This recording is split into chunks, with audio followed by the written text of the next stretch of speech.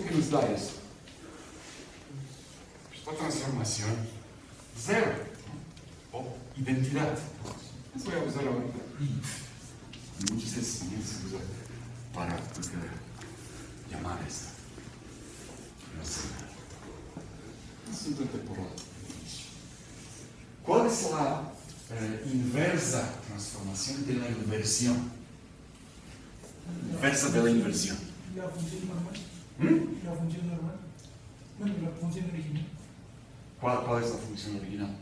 Inversión, punto O, círculo radius R. Eso es también como platicamos, se puede llamar la inversión, también podemos llamar así y dibujar. Círculo, aquí quieres. Puedes mezclar dibujos y letras. Lenguaje. Entonces, ¿cuál es la inversa? De la inversión. No, yo decía que era la función original. Pues original, la que introducimos aquí, la original, la más poderosa. No. Eso es cuando la compones con ella misma. Pero la función original, no tan poderosa, pero bonita. Querías decir inversión, ¿verdad? ¿O pensaste en otra cosa? Pensé en otra cosa. Pero... Bueno, si aplicamos dos veces la inversión, ¿qué es lo que nos va a dar? Pues, los dos puntos, original e imagen, están en el mismo radio y su producto debe ser R cuadrado. Entonces, si esta se mueve aquí, ¿cuál es su contraparte? Sí, la identidad, ¿no? Pues es la inicial, ¿verdad? Entonces, tenemos la misma transformación, esa es identidad, ¿verdad? O, si quieres decir en términos de la inversa, ahora pueden responder quién es la inversa de esta. Ah, y la función normal, ¿no? Es la misma. El mismo círculo, ¿verdad? La transformación es inversa a sí misma. ¿Sí? ¿Sí? ¿Es claro o no tan claro? Es muy importante que entiendan esos básicos conceptos y ahora lo estamos ilustrando. Fundamental ejemplo para nosotros, inversión.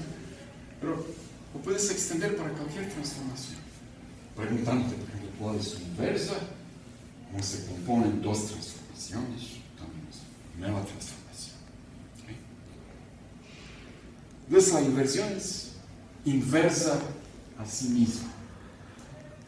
Y como platicamos, versión extrema, límite de la inversión, cuando el círculo se vuelve cada vez más y más grande, llegando a la recta, al límite.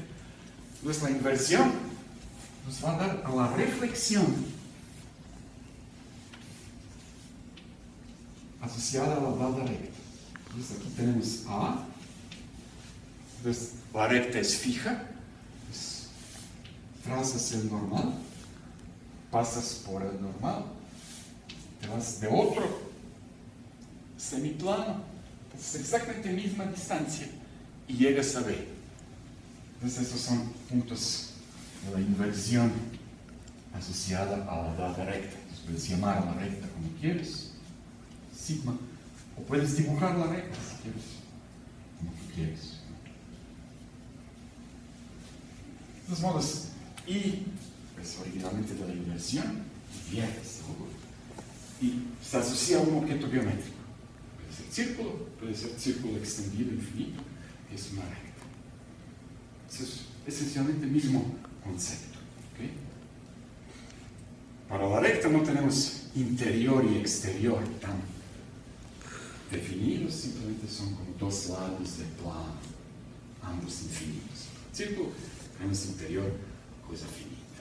¿Sí? Entonces ahorita vamos a platicar un poco de cómo se componen inversiones y vamos a considerar más simple, importante caso, las inversiones centradas en el mismo punto. Entonces tenemos dos círculos concéntricos en O, pero tenemos diferentes radios. Solamente uno.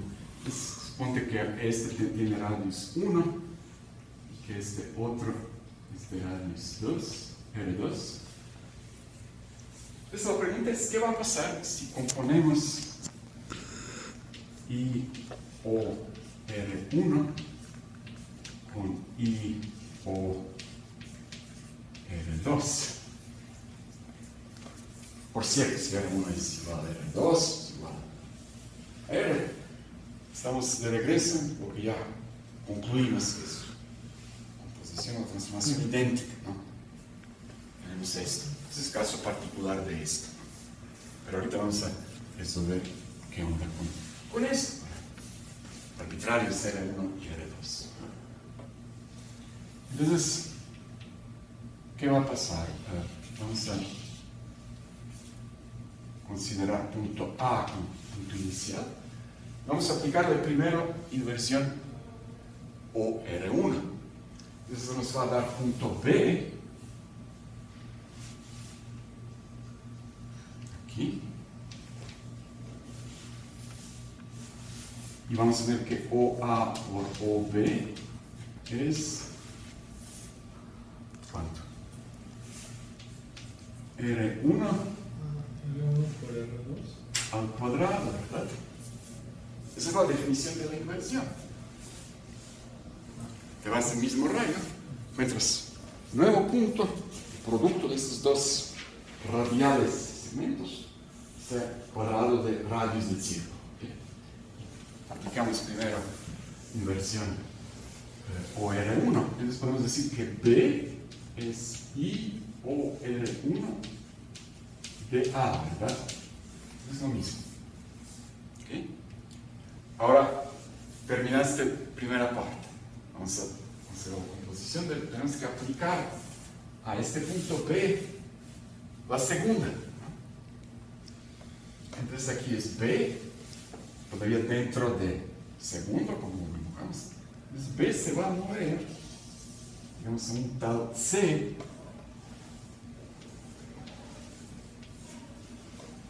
Y va a satisfacer OB por OC, ¿cuánto? R2 al cuadrado. En otras palabras, C es I O R2 de B, ¿verdad?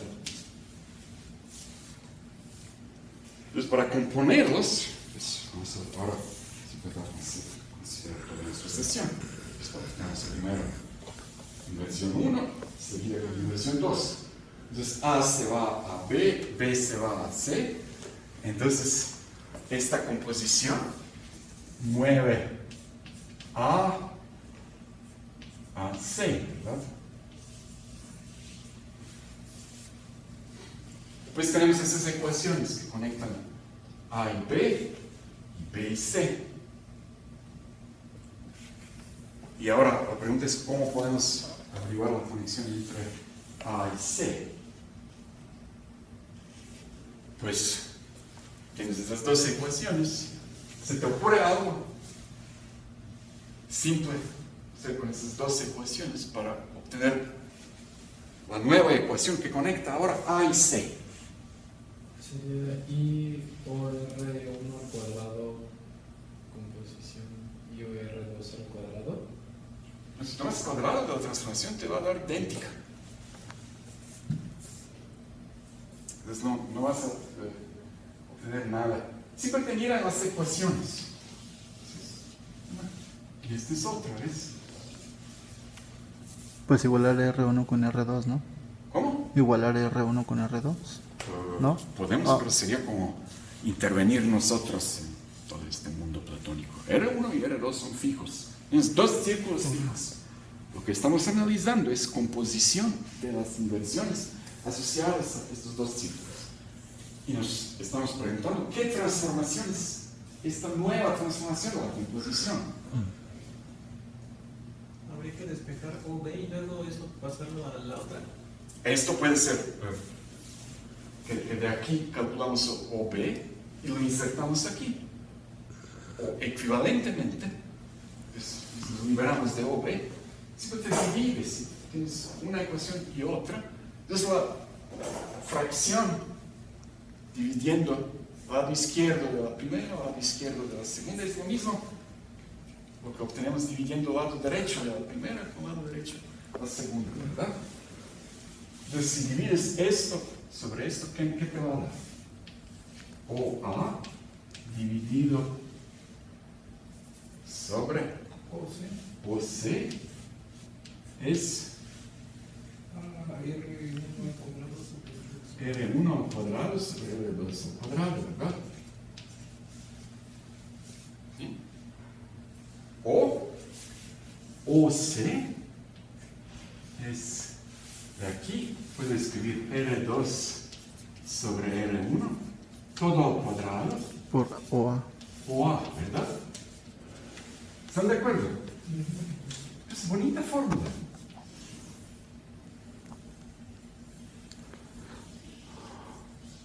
Entonces esto nos dice cómo llegar a punto C, que es la composición de dos transformaciones comenzando en A. Y te vas el mismo radio, calculas cuánto es OA. Este número es fijo, depende de dos círculos. Es la proporción entre radios de los círculos. Segundo sobre primero, al cuadrado. ¿Verdad? Y siempre multiplica. No divide, multiplica. Vean aquí dividimos cuadrado de una cantidad sobre esto. Aquí multiplicamos cuadrado de una proporción por el segmento inicial. Entonces esta proporción puede ser 1. ¿Cuándo va a ser 1? Cuando R1 y R2 coinciden. Pero esto nos regresa en esta situación. ¿Qué te va a dar? OA es igual a OC. ¿No? Pues no te moviste. Pero puede ser algo más grande que 1. O algo todavía positivo, pero menor que 1. Entonces lo que te dice la fórmula es que simplemente tomas O, tomas A, y lo multiplicas, lo extiendes tantas veces cuanto es este factor, este número. Lo extiendes. Aquí te da C. Esto correspondería a la situación de que R2 sobre R1 es mayor que 1. ¿Verdad? Entonces estás aumentando. Pero también podemos imaginar la situación OA.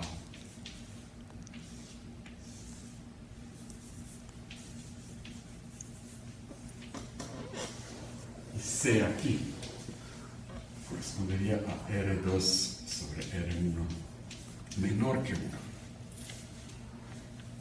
¿Verdad?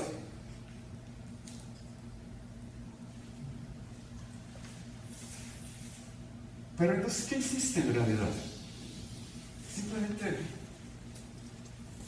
radialmente, multiplicaste todas las distancias de puntos, arbitrarios puntos del centro, por un número fijo. R2 sobre R1 al cuadrado. Entonces, extendiste todo, o disminuiste todo, o no hiciste nada si este número es 1. Y esta es una nueva transformación, de hecho más simple que la transformación original, tan fundamental para nosotros, el círculo. Se llama homotesia, la transformación de la similaridad centrada en O. Simplemente extiendes o disminuyes todo por un factor fijo. Y entonces si haces esto,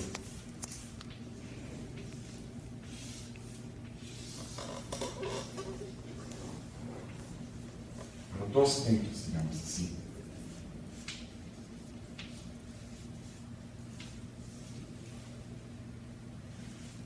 Por ejemplo, A, B. Si haces esto, entonces lo vas a caso de la extensión.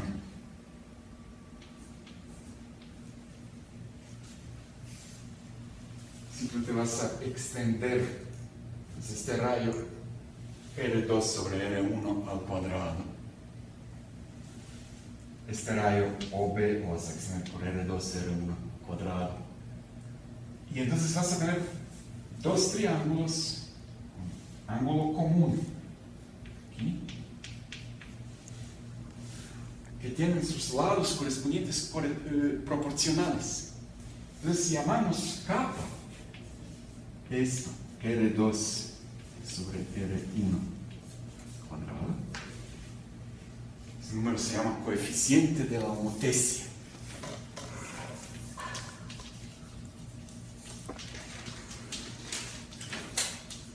Un coeficiente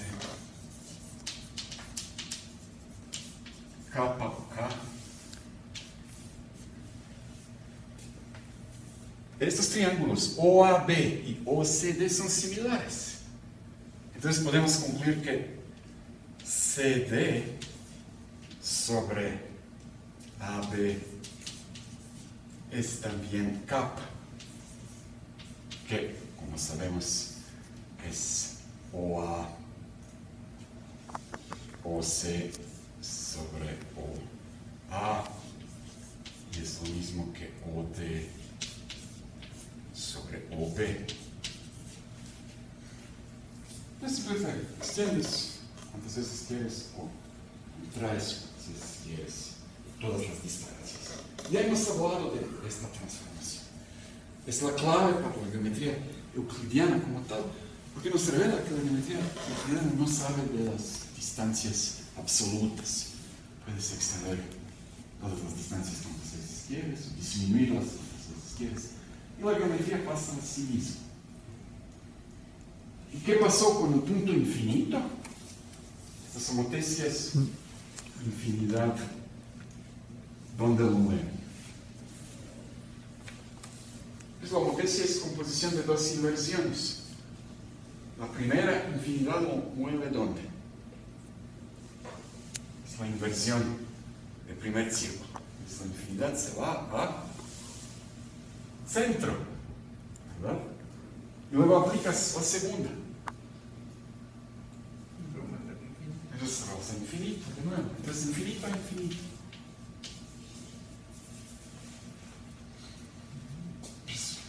Y te molestas con la infinidad.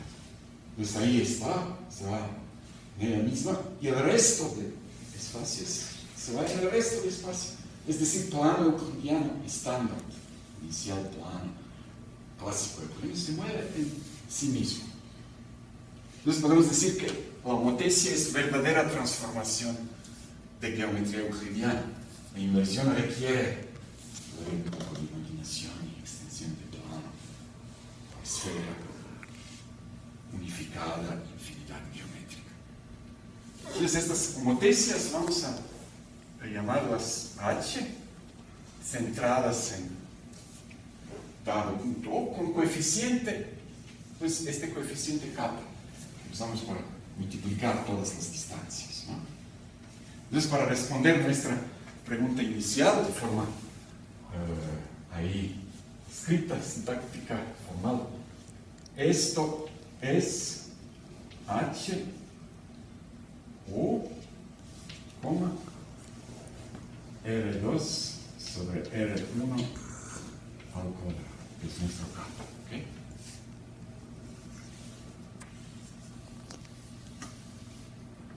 ¿Sí? ¿Sí les queda claro esto? Descomponiendo dos inversiones, fueron muy importantes para nosotros. Los discípulos tuvimos una nueva, más simple transformación, homotesia. Todo que tiene que ver con el mismo punto. ¿Eh? Ahora, ¿qué podemos hacer? Ya tenemos un nuevo integrante de la familia, homotesias. Pregunta, ¿qué ocurre si componemos homotesias? Una homotesia con otra homotesia.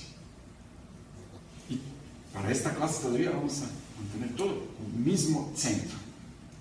Entonces, ¿qué onda homotesia centro O con un coeficiente, digamos capa 1, compuesta, homotesia centro O, coeficiente capa 2. ¿Qué será esto? Pues primero, todo ahí, lo inflas o contraes como te dirige coeficiente capa 1, todo centrado en O. Y luego sigues, lo inflas, contraes, utiliza coeficiente capa 2. ¿Qué será el resultado? Entonces el punto se va a mantener en el mismo rayo. Primera transformación lo va a mover a la distancia que es capa 1 múltiplo de la distancia inicial. La segunda va a mover esto, la distancia en el mismo rayo, es capa 2 por la distancia esta que tuviste. Pero la distancia que tuviste es capa 1 por la distancia inicial. Lo que quiere decir que tienes que multiplicar por capa 2 por capa 1. Y todo esto no es otra cosa que homotesia centro O. ¿En qué coeficiente? Capa 2 sobre capa 1. ¿No es más? Capa 2 sobre capa 1. No, no es sobre. Es simplemente multiplicando. ¿Sí? ¿Sí les queda claro esto? La primera, pues lo vas a multiplicar por capa 1, todo. Luego a esto aplicas la segunda, donde multiplicas por capa 2. Entonces, como resultado, multiplicaste capa 1, capa 2. Imagínate, ejemplo, multiplicaste por 2 todo. Entonces, 2 veces aumentaste las distancias. Luego sigues con otra que 3 veces aumenta las distancias.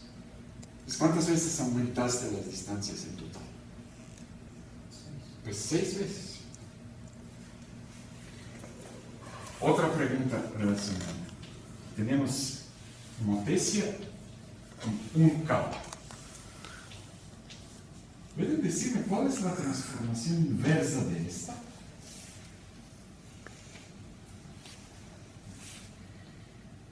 Es la misma, ¿no? Pero, o sea... Es la homotesia, pienso, ¿no? Pero ¿con qué coeficiente? 1. 1. No. H01. Homotesia con coeficiente 1. Qué bien que lo mencionaste, este es punto O, coeficiente 1. ¿Quién es este? Pues multiplicas todas las distancias radiales por 1. Pues ¿dónde te vas? ¿A ningún lado? A ningún lado. La más poderosa transformación. Esta es identidad, ¿verdad? Pero ahora, conociendo esta fórmula, ¿pueden decirme quién es coeficiente para la inversa?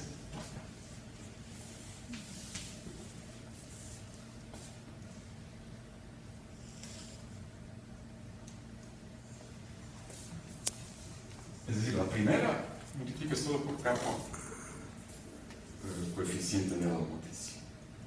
La vas radialmente. Entonces, ¿qué debes hacer para regresar a donde comentaste?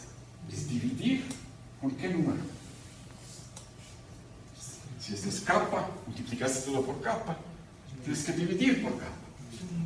Pero dividir es multiplicar por quién. Muy bien. Y entonces esta es la respuesta, ¿verdad? Es H, O, y aquí debemos poner Subíndice 1. 1 sobre capa. Ah, ya. ¿Sí? ¿Sí les queda claro?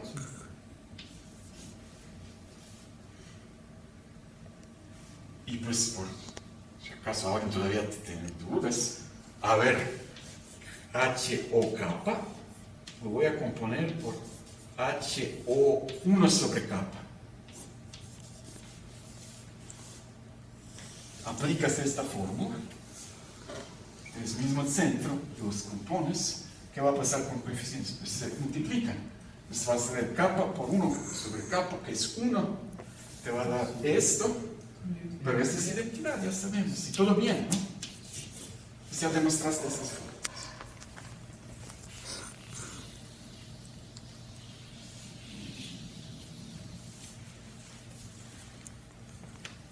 Entonces la tenemos como que se cierran las homotecias. Dos homotecias se componen de nuevo en una homotecia. Si tienen como un centro.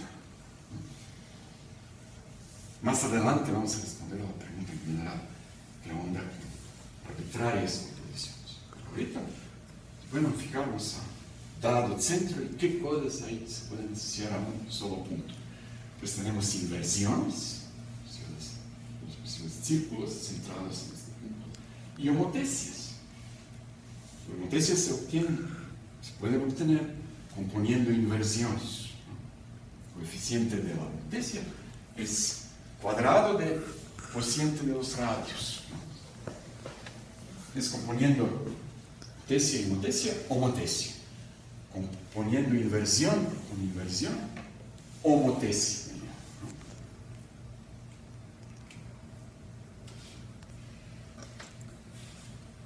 A ver, pregunta para ustedes. Si tienes HO, si tienes IO, R1 compuesto con IO, R2. De hecho, hemos platicado un poco de esto. Preguntaron si la composición, no importa en qué orden haces la composición, vamos a responder a esto. Por ejemplo, aquí,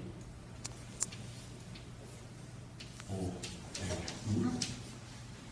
¿Es desigual?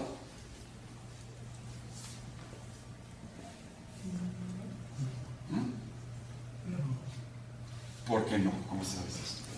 Porque aquí ya hemos demostrado que nos daba una homotecia multiplicada por R2 sobre R1. Una vez más vamos a escribir esto. Al cuadrado. ¿No? Pues por esta misma lógica, esta es homotecia, centro O.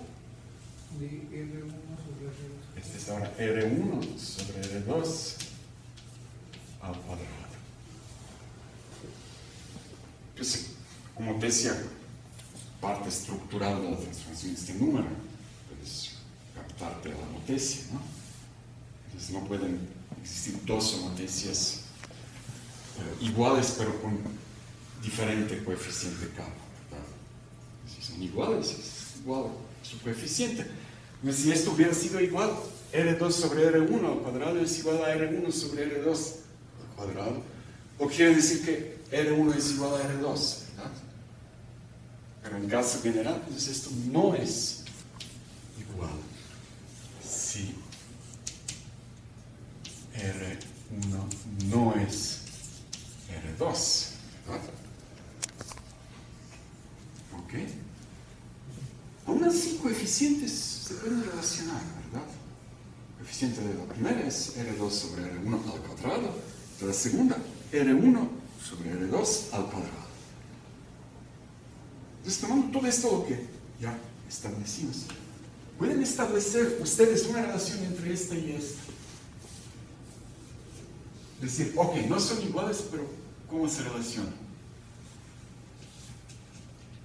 ¿Son recíprocas? Exactamente.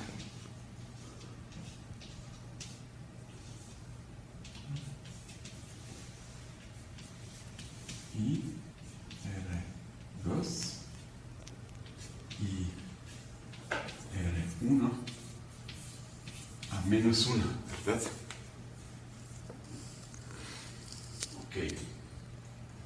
Los coeficientes son recíprocos, ¿verdad? ¿Sí? Todos están de acuerdo con esto. Otra manera de ver esto, de ver que son inversas, recíprocas, como transformaciones. Entonces puedes, si no tienes otras cosas que hacer, comenzar componiendo. Esta, o R2, la componemos ahora con esta.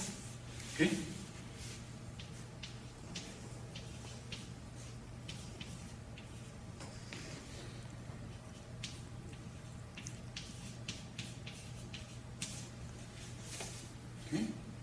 Lo componemos. Pero aquí paréntesis podemos quitarlos, es simplemente composición de transformaciones, es asociativa. composición de transformaciones es asociativa. Simplemente compones una y otra, ¿no? Sí, los conectas, ¿no? Entonces, cuando haces composición de estas, vas a tener esta con esta, ¿no? Pero es la misma. Es la inversión con ella misma. Nos da la neutra, idéntica. Entonces aquí te va a dar identidad. Entonces todo esto es IOR1 por identidad, si quieres. IOR1. Pero identidad, como mencionamos varias veces, pues no hace nada. Entonces lo puedes quitar de cualquier forma. Entonces esto es IOR1 compuesto con IOR1. Pero esto es de nuevo identidad, ¿no?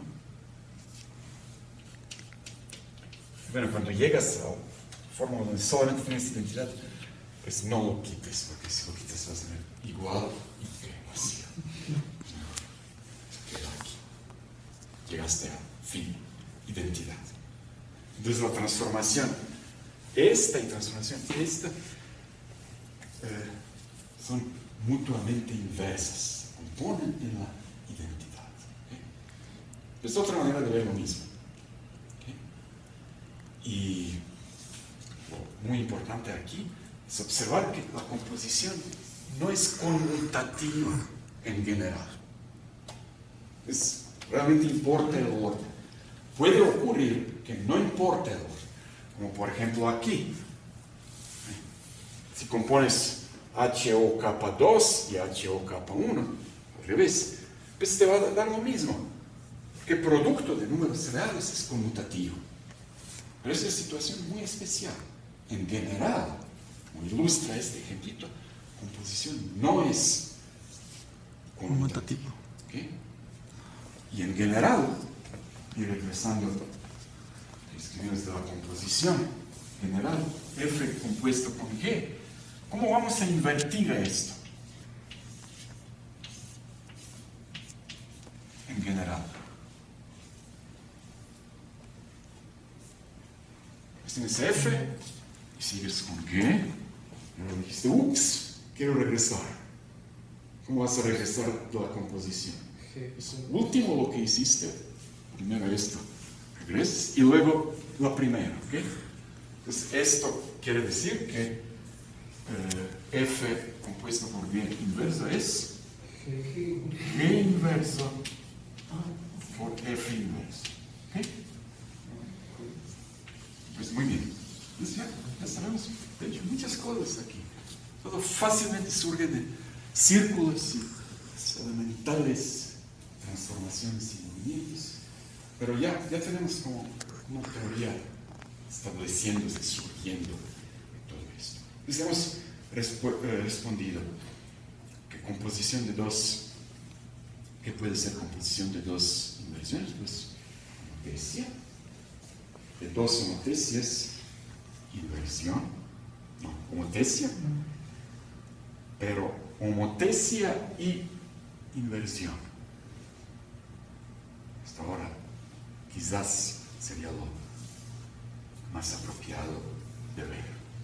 Entonces tienes de nuevo punto O fijo.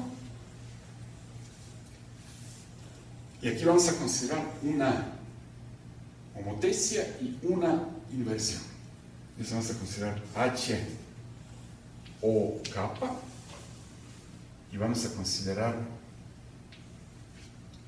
inversión O R. Entonces, ¿qué va a hacer esto? Pues tienes centro.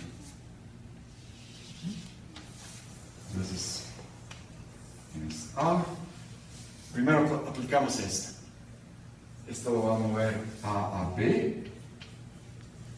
OB es H O kappa molar de A. No, B es H O kappa de A. Entonces OB es ¿quién? OA, ¿cuántas veces? Es kappa. Es la definición de la homotesia, ¿verdad? Luego B se mueve, digamos, a un tal C, que es inversión centro O, R, D, B. Lo que quiere decir que OC es cómo se relaciona con OB, si esto se cumple. Recordémonos la definición de la inversión. Estamos, en todos los casos que consideramos, estamos en el mismo rayo que emana del centro de O. Entonces, OC es Es R al cuadrado sobre cubo de OB. Solamente OB. No duerme. ¿Verdad?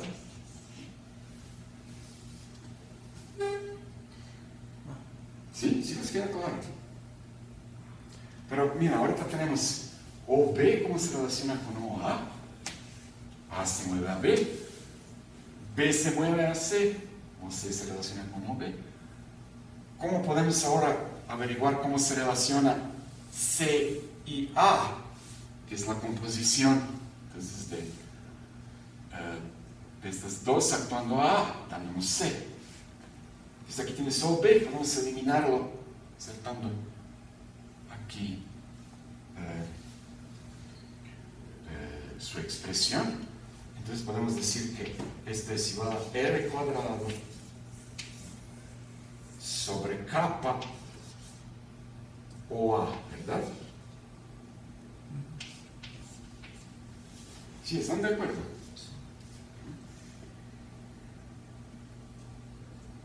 Entonces OC es R cuadrado sobre kappa OA. ¿Qué es esta transformación? Es el mismo rayo, tienes dos números R y kappa positivos y el resultante segmento es exactamente R cuadrado sobre kappa multiplicado inicial segmento. ¿Es una de las transformaciones que conocemos o no?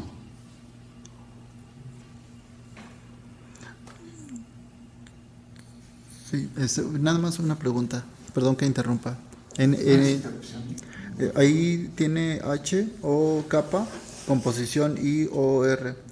En anteriores indicaciones de fórmulas tiene la R un subíndice. Ahí no tiene ninguna porque ha dibujado un nuevo caso. Círculo, ajá. Es un nuevo caso. Eliminamos índices cuando podemos. Buena regla. Ahí. Es seguir. Siempre simplifica tu notación lo máximo que puedes. Evita innecesarios índices. Entonces aquí hubiéramos podido poner solamente R1. O 3. O si quieres 3 o quizás pi también. Depende de qué estás imaginando tú. Claro. Pero esto les parece similar a una transformación que conocemos o es completamente nuevo. Se parecía cuando componemos dos inversiones, ¿no? Que nos dan No, homotesia. cuando componemos dos inversiones nos da homotesia. Y homotesia es algo lineal. Si tú multiplicas por algo factor, es aquí divides. Pues es exactamente lo mismo que en el contexto de inversión. Nada más la expresión es un poco más compleja. No tenemos cuadrado de un R, sino R cuadrado dividido por kappa. Pero esto podemos fácil remediar. Puedo poner esto aquí, OA, y aquí puedo poner cuadrado de algo. ¿Quién? Esa es una expresión. Es R sobre ¿quién? ¿Para qué cuadrado me da eso? R cuadrado sobre kappa. ¿Quién debe ahora estar aquí? O, no. raíz cuadrada de Ah, sí, capa. ¿verdad? ¿Sí? No se ven muy convencidos. Es R sobre raíz cuadrada de capa. Al cuadrado, ¿cuánto es? R cuadrado sobre raíz cuadrada al cuadrado, que es capa, que es exactamente esto que tenemos aquí. Entonces esto es la fórmula que es exactamente la misma fórmula, nada más nueva cantidad de R, no es R inicial, sino R ajustado por este factor, ¿no? Lo que quiere decir que composición de estas dos es inversión en centro O, pero ¿con qué radios? Capa. Con radios R sobre raíz cuadrada de capa. Capa. ¿Verdad? ¿Verdad que sí? Mira, qué bonita fórmula. Entonces sabemos ahora que componiendo homotecia y inversión nos va a dar siempre una inversión, pero con otro círculo. Radius se calcula así. Divides la radius del círculo inicial por raíz cuadrada de coeficiente. ¿No? Pues muy bien. Ahora, para completar todo esto, debemos responder a la pregunta: ¿qué tal al revés? OR, H, O, K. Es primero la inversión y luego la homotecia. Pues vamos a calcular, muy similarmente como aquí. Pues comenzamos con un punto A, pues definimos B, que es IOR de A, lo que quiere decir que OB es R cuadrado de OA, ¿verdad que sí? Luego definimos un nuevo punto, C, que es el resultado de la homotecia actuando a B. Entonces en A tenemos B, en esta, a B actuamos por este y obtenemos C. Entonces C es homotecia O capa, actuando a B. OC es OB, ¿y qué tengo que poner aquí? Es capa. Bien. Ahora tenemos esta expresión y esta expresión. Estamos buscando una nueva expresión que conecta solamente A y C. Pues aquí tienes OB, insértalo aquí. Entonces concluimos que esto es lo mismo que capa R cuadrado sobre OA.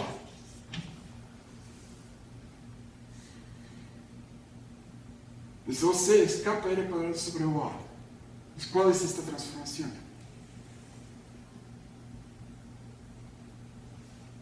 Puedes escribir esto como cuadrado de algo. Este es raíz cuadrada de capa R. Todo al cuadrado, ¿verdad? Sobre OA. ¿Verdad que sí? Pero entonces esto quiere decir que nuevo punto es resultado de la inversión asociada al círculo cuyo radio es raíz cuadrada de capa por R y centrado en O también. Entonces vamos a escribir esto. Este es I O raíz cuadrada de capa R.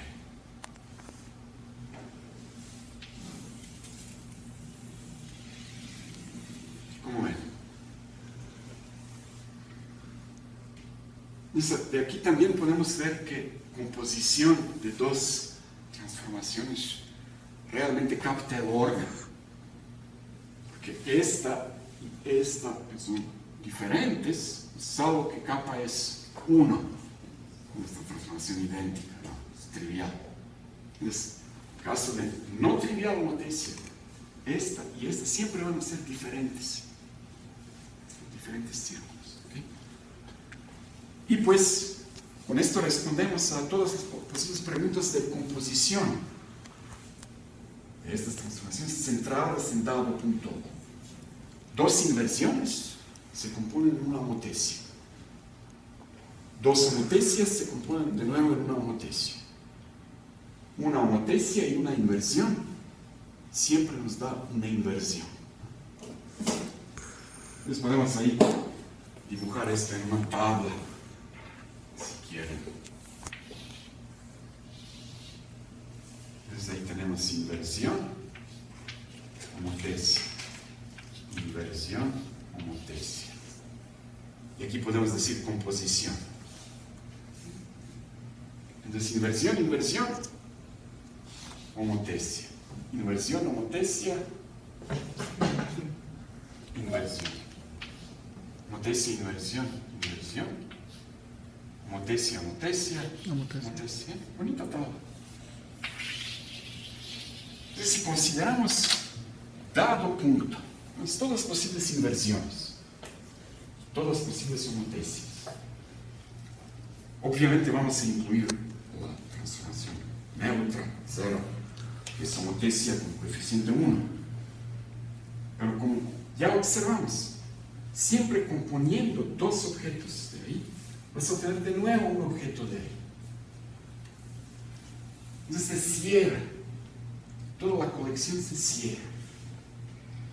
La operación circulito no nos va a sacar afuera de la colección. Cualquier dos integrantes de la colección se pueden componer, teniendo de nuevo un integrante de la colección. Dentro de la colección se encuentra la neutra, más importante, la identidad que no hace nada. Y siempre, cualquier transformación dentro de la colección nos permite considerar la inversa, que también está en la colección. Entonces tenemos la composición. La colección es cerrada bajo composición. La neutra está ahí. Y la colección también es cerrada bajo la inversa. Estas tres propiedades constituyen un fundamental concepto para todo el arte matemático. Ahí llegó a conocerse como un grupo. Entonces decimos que tenemos un grupo de transformaciones, un grupo de objetos abstractos. No necesariamente son transformaciones. Parte del encanto de las matemáticas es abstraer. Entonces podemos salirnos de este aparentemente muy concreto entorno y decir, pues, algo que en una manera abstracta podemos juntar, componer. Entonces tenemos una operación binaria. Circulito, tienes un F y G, ya, F circulito de G te produce una nueva cosa dentro de la colección. Tienes una súper importante que no hace nada cuando haces circulito con ella, no pasa nada, transformación queda tal como es. Y para cualquier objeto, transformación, tienes la inversa, y tiene la propiedad de que circulito con inversa te da la fundamental. Esto es grupo. Y para la geometría, grupos son particularmente importantes. Porque revelan algo de la armonía interna de las cosas. Aquí, con estas inversiones, homotesias, hemos comenzado a estudiar pues, el fenómeno de mover la estructura, objeto geométrico, y preservarlo. En este caso, quien se mueve es todo el espacio, una infinidad unificada e incluida, E estrella. Pero puedes ponerte más restrictivo, puedes mover algo, no es todo el espacio, y preguntarte qué onda. Entonces, pues, mi acompañante, casi siempre, ilustra esto. Es un dodecaedro hecho de 5 fuegos, 5 tetraedros, ahí en una posición, una configuración particularmente armónica. Entonces puedes decir, esto es mi espacio, no busco más cosas, este espacio, y mueves. Ahora, solamente la figura, pero quieres que algo se preserva. se puede preservar. Está aquí y ahora está ahí. Pues puedes decir, por ejemplo, que se preserva el espacio que figura ocupa. Y si por el momento idealizamos esto y nos olvidamos de las imperfecciones de material impreso en Geomag de conjunto de construcción. Olvídate de esto, todo es perfecto. Entonces dirías, ok, colores quizás no importan tanto. Es dodecaedro. Entonces lo puedo girar así, ¿verdad? Y el espacio queda exactamente mismo como antes. Puedo decidir de no hacer nada y cumplo con este noble requerimiento de preservar el espacio. Puedo también hacer esto, agarrarlo en vértices opuestos y girar por tercera parte de ángulo completo. Si miras cuidadosamente, el espacio se preserva. O puedo hacer esto, girarlo en así, con las orejitas, aristas opuestas, y hacerlo un flip de 180. De nuevo todo el espacio se preserva. Si no tienes otras cosas que hacer, puedes jugar con esto y responder: ¿de cuántas maneras puedo hacer esta transformación? La cero incluida. Y la respuesta súper chida es que lo puedes hacer en exactamente 60 maneras. Ni más ni menos. 60 movimientos que preservan la figura.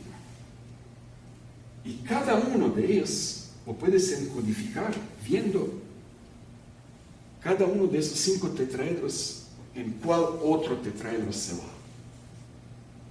Es decir, simplemente fijándote en permutaciones de tetraedros. Entonces, por ejemplo, la transformación neutra, la más poderosa, estos son 5 tetraedros. Es esta. Ninguno se mueve, ¿verdad? Entonces, arriba y abajo es lo mismo. Pero esta de girar, ¿no? Quinta parte de ángulo completo, ¿cómo la puedo dibujar aquí? Pues puedes decir esto, ¿verdad? Pues giraste, primero será segundo, segundo será tercero, tercero en cuatro, cuarto en quinto, quinto en primero. Hiciste esto, ¿no? Entonces puedes dibujar cómo se permutan estos colores. Y si tengo 5 colores, 5 tetraedros, 5 elementos, ¿cuántas permutaciones puedes hacer? Pues de n elementos, supongo que todos ya saben la fórmula esta de combinatoria, es n factorial. Entonces de 5 colores, 5 factorial. 2 por 3, 4 por 5, 120. Y multiplicas esto. De hace rato mencioné solamente 60. El chiste es que no todas las permutaciones de colores se ven aquí, sino solamente permutaciones pares. ¿Y qué es permutación par? Es la permutación que tiene la propiedad de que cuando la dibujas, como esta, por ejemplo, vas a tener número par de nodos de intersectarse.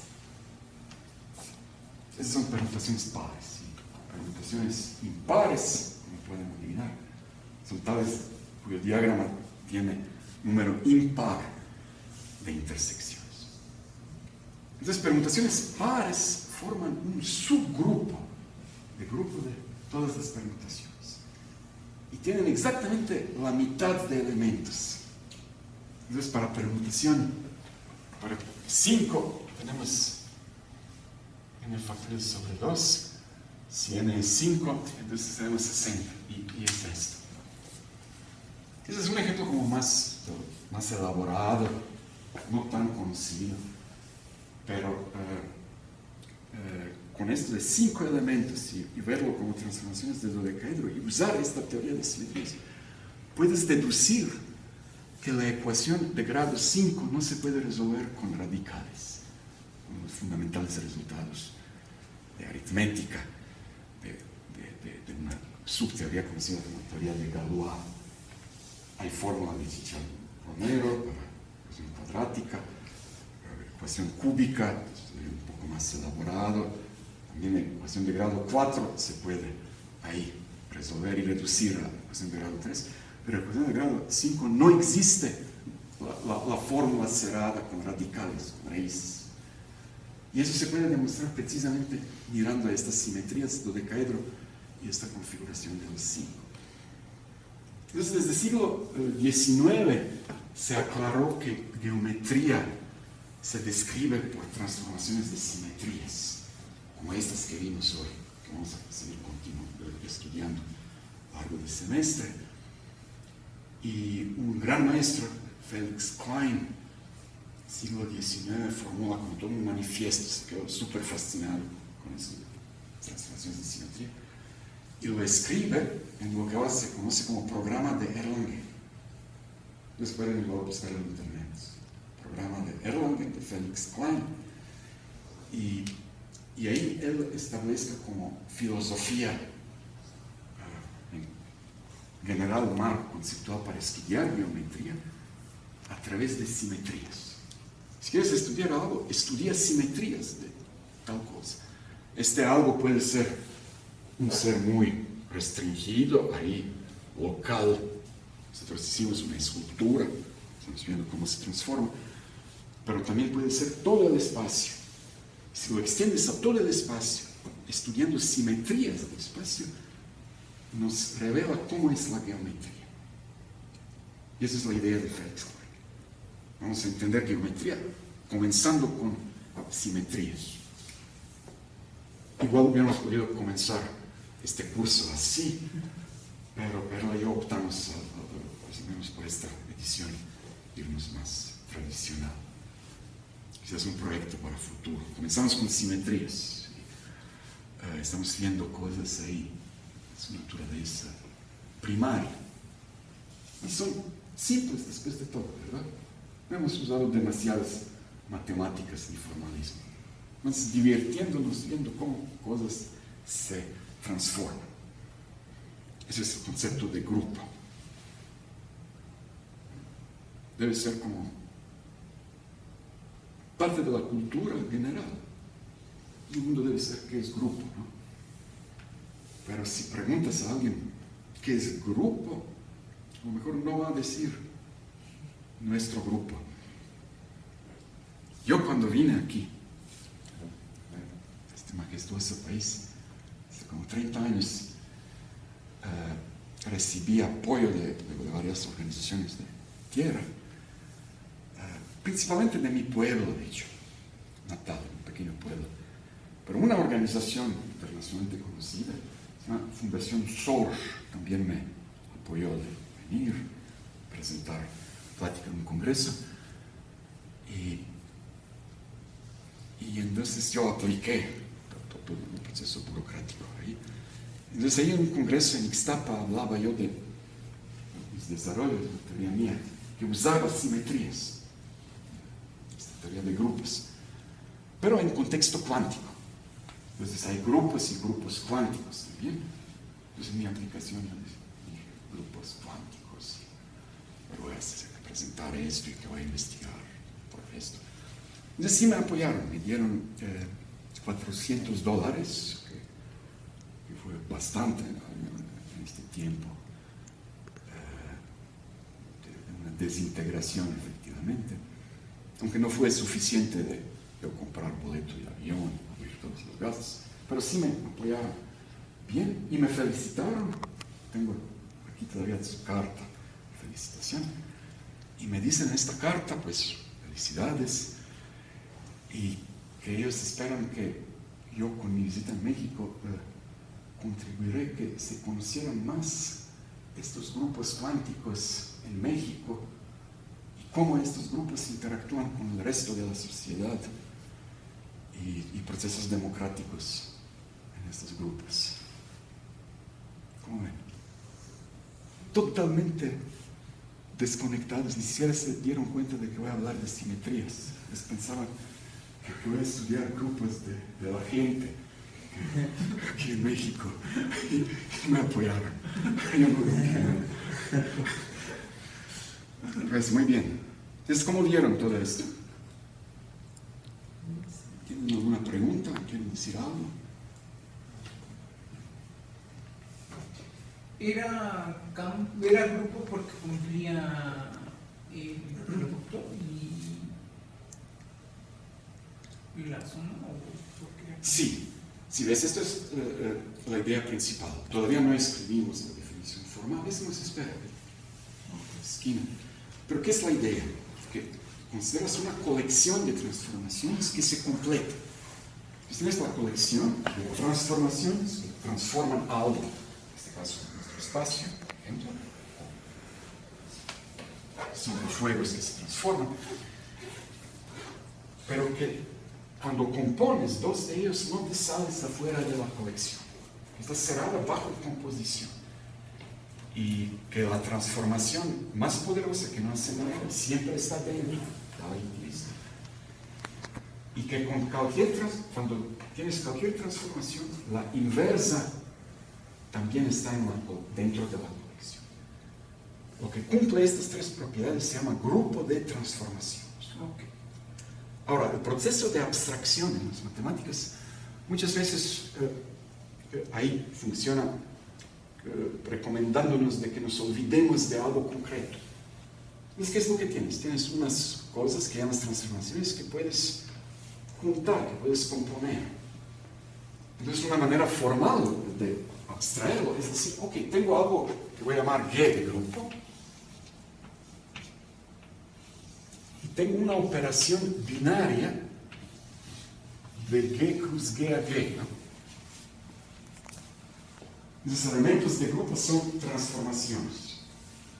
Y esta operación binaria que asocia a cada pareja, cada ordenado par, un nuevo elemento que voy a llamar composición. Y que se cumplen, ¿qué propiedades? Pues en este contexto abstracto vas a tener que pedir que el circuito es asociativo. Si tienes tres transformaciones, por ejemplo, como escribimos F, G y H, que siempre F, G por H es F por G por H. Es asociatividad. Que tienes una que se llama neutra, que no hace nada cuando compones a la izquierda o a la derecha, y que cada uno tiene su inversa. Cuando compones transformación con su inversa, sea a la izquierda o a la derecha, te da la neutra. Esto es grupo.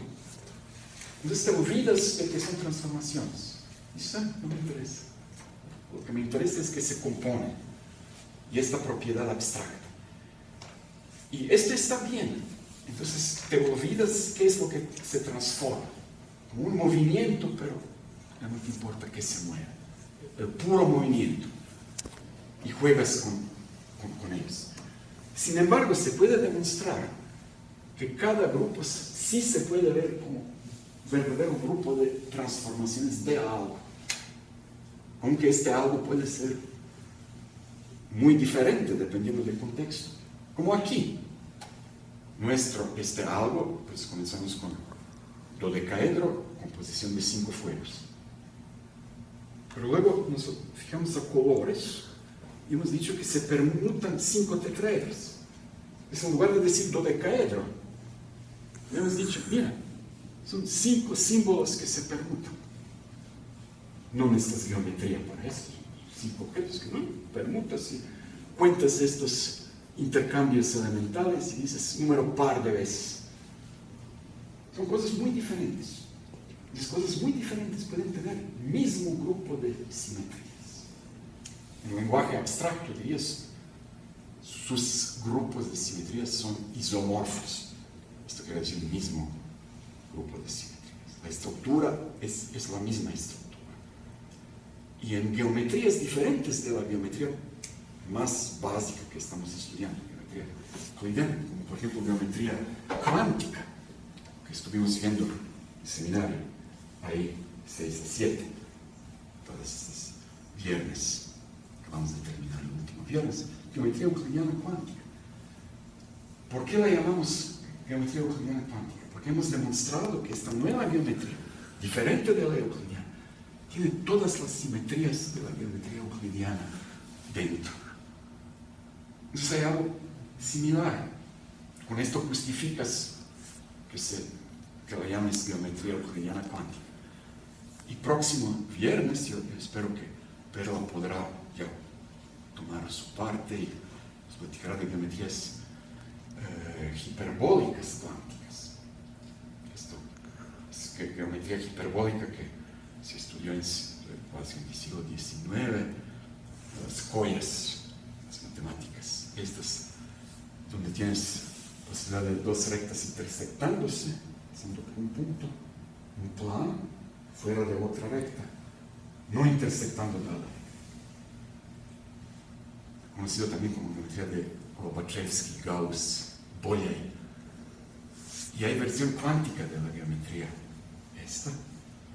Y Perla está en su tesis doctoral desarrollando todo un formalismo para estas geometrías. Entonces, vamos a ver si quiere a las 6, próximo viernes, debemos comenzar con esto. Y parte de la justificación por qué esto es geometría hiperbólica y además cuántica es que observas que tienen mismas simetrías, mismas transformaciones que esta clásica estándar de geometría. Y esta es diferente geometría que geometría euclidiana porque sus transformaciones son diferentes. Sus transformaciones son muy diferentes de geometría hiperbólica y de geometría euclidiana. Y esto fue la idea de Felix Klein. Él sabía de geometría euclidiana, también en este tiempo se sabía de geometría de Lobachevsky, hiperbólica, y de geometría elíptica, desarrollada principalmente por Bernard Riemann, donde no hay paralelas. Cada dos rectas se intersectan en un punto. Entonces tenemos la euclidiana, elíptica, que corresponde en esta triotomía elíptico, parabólico, hiperbólico, a parábola. Tenemos la elíptica y tenemos la hiperbólica. Y si ves simetrías, son totalmente diferentes simetrías. Entonces Felix Klein se dio cuenta, pues ¿por qué no comienzo estudiando esas simetrías? Es algo universal. No tengo que cada geometría estudiar por separado.